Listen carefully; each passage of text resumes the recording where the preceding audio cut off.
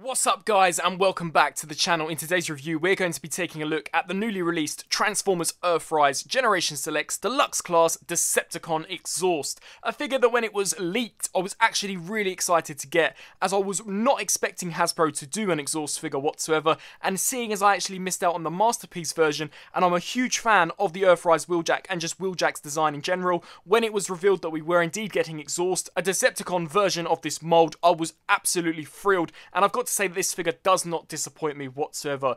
Completely gone are the lackluster feelings that I had with Grease Pit. I really do like this figure. Now, seeing as I have a white backdrop, I will be utilising the actual packaging within this review just to give you a breakup so that the overall colour scheme of Exhaust doesn't get lost when I'm trying to show you the details. So if you see the packaging throughout this review, it's not because I've forgotten to take it out, it's because I'm trying to give you the best look of this figure that you possibly can get. So starting off with details, you can see that for the vehicle mode, the mould is completely untouched. It is identical to that of Earthrise Wheeljacks, which once again I'm a huge fan of. I really do love the vehicle mode that the Earthrise Wheeljack has, as well as what Wheeljack has in G1.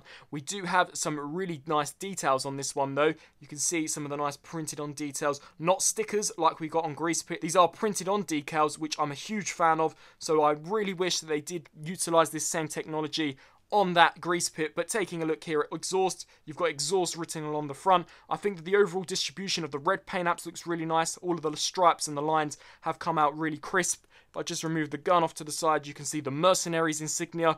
Perhaps I would have liked it if they would have just stuck with the Decepticon insignia, much like they did on the MP release. But I do understand as to why they did give Exhaust the Mercenary logo, and it just gives you a different faction when you have this figure displayed on the shelf, and makes him look rather intriguing than if you just had your standard looking Decepticon insignia. But you can see nice details here at the front, such as the Bandit logo. Once again, a really nice decal, a printed on decal, not one that is a sticker that's easily going to peel over time. You can see as well that the colour of plastic that they've used is just pure white, which I'm a huge fan of. It was actually a criticism that I had in my Earthrise Wheeljack review, was that the plastic that they used on that was this off-white, almost discoloured look, which for me I was just not a fan of at all, and it's actually something I hope that the upcoming Netflix re-release of Wheeljack actually perfects, and that they do indeed use the white plastic on that figure, as I think that it just makes the mould look a lot better. But you can see all of the red paint apps are really crisp, even here along the front. We do have some slight paint chips here, but that's to be expected from a deluxe figure.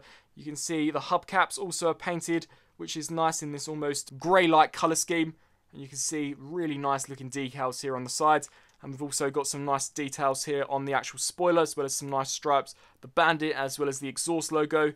And then as we turn to the back, they have indeed painted the rear end of the vehicle.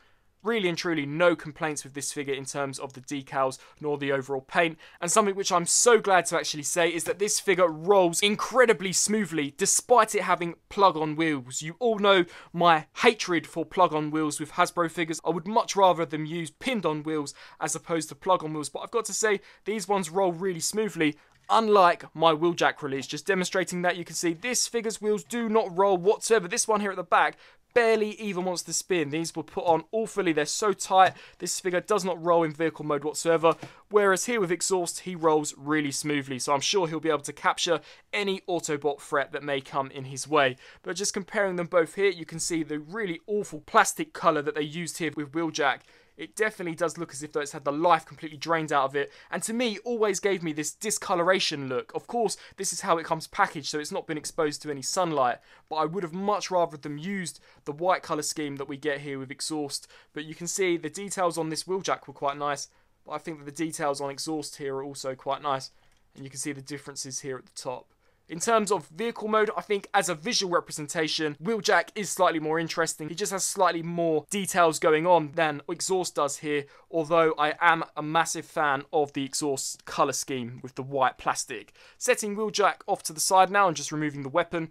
It is exactly the same weapon as to that of Wheeljack, just this time painted in black with a white plastic section here for where the missile would be. But setting that off to the side and turning to transformation, you're going to want to extend these sections out to create the wing look. We're then going to want to pop open the arms, so just snap that open and then snap this open, pull this down and up, pull this down and up. We can then take this section, rotate it around, lift the head sculpt up, and then with this you just want to kind of pop this open, and then this tab will peg into this slot, so just align that. And then with the leg conversion, gently pull these out, as you don't want to pop these clear pieces out. Fold those in, and then just snap those into place and fold out the feet. Repeat the same process here for this side, so just take this, fold this out, and then snap that into place. Fold this all down, fold this around, fold the wrists around. Repeat the same process here for the opposite side. Give him a nice straighten up, just tidy things up. Bring back his accessory.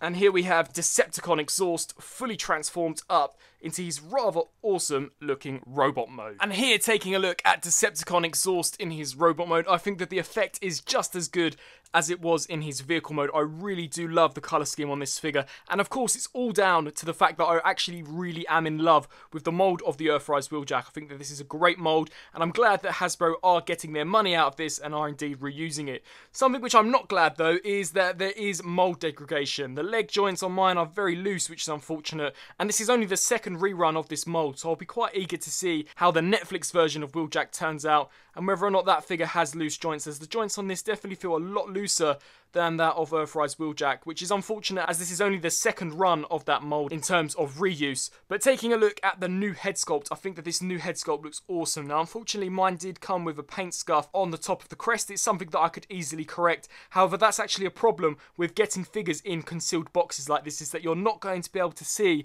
the paint applications on the figures, and I do believe Hasbro are looking to completely get rid of plastic in some of their releases, so I do think that this is the future of Hasbro boxes. So that is, I think, going to be something that a lot of people do end up getting annoyed with. But setting that off to the side, you can see that the detailing on that is really nice. He definitely doesn't have a happy expression underneath that face shield, and who knows how he can actually see out of this. But you can see that I do like all the rigid details in there, as well as the spikes on the sides, and I do think some of the line detail is quite nice. You can see he has got the mercenary symbol once again, and we also have got some details here on where these wing sections here stick up.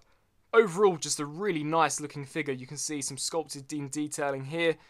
I think that the arms turned out really nicely, as well as the legs. We still, unfortunately, do have the hollow legs, but that's due to transformation, and it's something that I wouldn't expect them to correct on a Generation Select figure. You can see you've got the blaster there, which is exactly the same as Wheeljack, and bringing out Wheeljack for a comparison, you can see here in just how different the colour scheme is. Everybody seems to think that they are very similar in terms of their colour scheme, but no. You can really see that Wheeljack is more of a creamy, almost yellow-like colour when compared to the really vibrant and super clean look that Exhaust has. And like I said, I've got to say I do prefer the white plastic used here on Exhaust than I do on Wheeljack's. It just looks like this figure's been sitting in front of the sun for the last 10 years, and he definitely hasn't aged well. But of course, that is the colour scheme that Hasbro chose to go with this figure, and it's something that I hope they correct with their upcoming Netflix release. But you can see here the differences in terms of the face sculpts as well as the weapons. I think that's quite nice. But you can see the mercenary logo compared next to the Autobot insignia.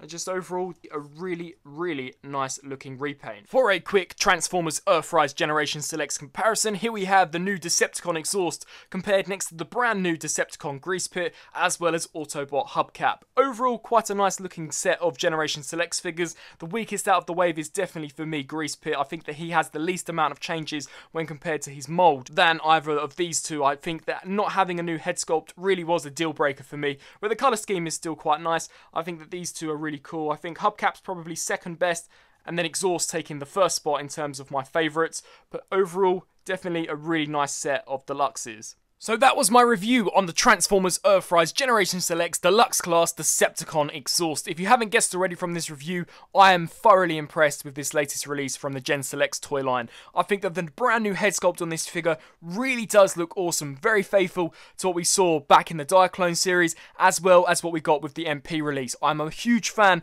of the colour of plastic that they've used on this release when compared next to the Earthrise Wheeljack, and I really did enjoy the Earthrise Wheeljack mould. So once again, to get an excuse to double dip and rebuy that mould is definitely a plus in my books. Some of the slight nitpicks that I have with this figure is that I'm not a huge fan of some of the joints becoming already loose, seeing as this is only the second run that we are getting of the Earthrise Wheeljack mould, and it doesn't really give me hope for what we will get with the Netflix version of Wheeljack, and whether or not that figure will indeed have even looser joints than I found on this release. And I do wish that this figure came with some type of blaster or a rifle, just some form of handheld weapon, even if they'd scrapped having the rocket launcher. But setting those nitpicks off to the side, I think that this is a great reuse of the mould, and I highly highly recommend him. So that was my review of Exhaust. Do you agree with my thoughts? If you do, please do let me know down in the comment section below, and do also let me know whether or not you plan on adding this figure to your collection. Until my next review, I'll see you then. Thanks for watching.